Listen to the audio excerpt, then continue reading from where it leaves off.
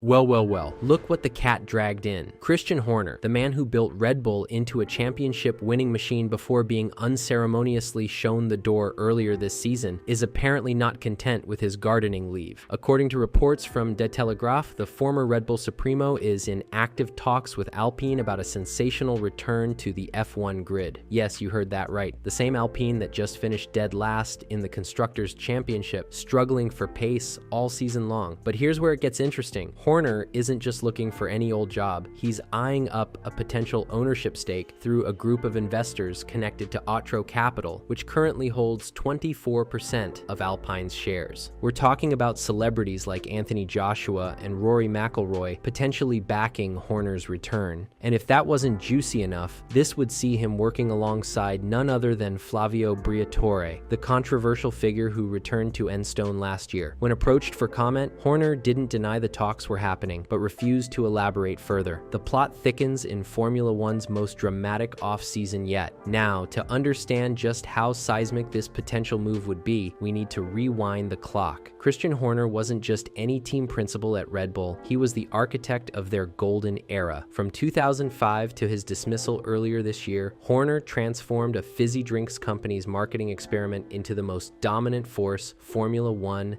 has ever seen. 4 consecutive championships with Sebastian Vettel, then the Max Verstappen era that delivered 3 more titles in a row. The man had the Midas touch. But power, as they say, corrupts, and absolute power in the Red Bull garage led to his downfall. The internal politics, the clashes with key personnel, the controversies that eventually became too much for even Red Bull's notoriously loyal ownership to ignore. His exit wasn't just a firing, it was a spectacular fall from grace for someone who had seemingly become untouchable in the paddock. And now, here's the twist that nobody saw coming. Alpine, the team that couldn't buy a point this season, could become Horner's path back to redemption. It's like watching a chess grandmaster who lost everything in one game, only to spot an opening on a completely different board. The question isn't whether Horner has the skills to turn Alpine around. We know he does. The question is whether Alpine is ready for the Christian Horner show, because trust me, wherever he goes, the drama follows. But here's where this story gets absolutely fascinating, and I call it the bar theory. Picture this. You're in a bar,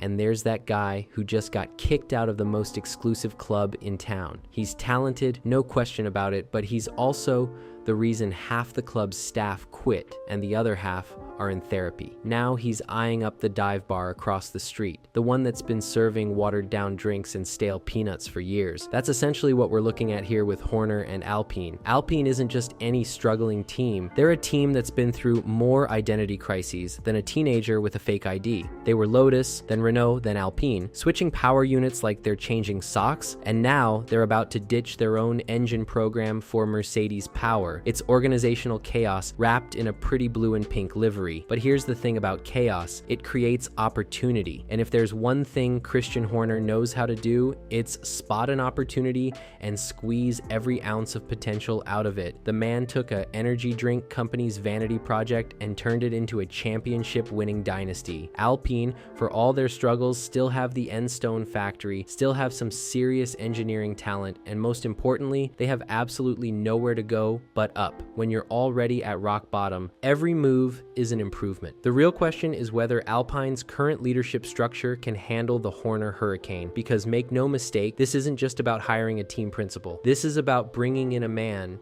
who doesn't just manage teams, he reshapes them in his own image. Now here's where this whole saga takes a turn that's pure Formula One madness. We're not just talking about Christian Horner potentially joining Alpine as some hired gun team principal. Oh no, this is much bigger than that. According to the reports, Horner is exploring the possibility of actually buying into the team through that Otro Capital connection. 24% ownership stake, backed by boxing champion Anthony Joshua and golf superstar Rory McIlroy. I mean, you couldn't script this stuff if you tried. We're talking about a man who was essentially exiled from Red Bull, now potentially becoming an owner of their biggest engine supplier's works team. The irony is so thick, you could cut it with a DRS flap. But here's the real kicker, and this is where Horner's genius really shows. He's not just betting on Alpine's potential, he's betting on his own ability to work miracles with limited resources. Think about it. Red Bull had unlimited budgets. the best facilities, and Adrian Newey's aerodynamic wizardry. Alpine has none of that. What they do have is a legendary factory in Enstone, a desperate need for leadership, and most crucially, they're about to get Mercedes power units. Now, we all know what Mercedes engines can do when they're properly packaged. Just ask McLaren, who went from backmarkers to championship contenders once they figured out how to build a car around that Silver Arrow power plant. Horner is essentially making the ultimate Formula One bet. He's saying, I can take this struggling team, this organizational mess, this championship afterthought, and turn them into winners. It's either going to be the greatest comeback story in motorsport history or the most expensive midlife crisis ever documented. And knowing Christian Horner's track record, I wouldn't bet against him pulling off the impossible once again.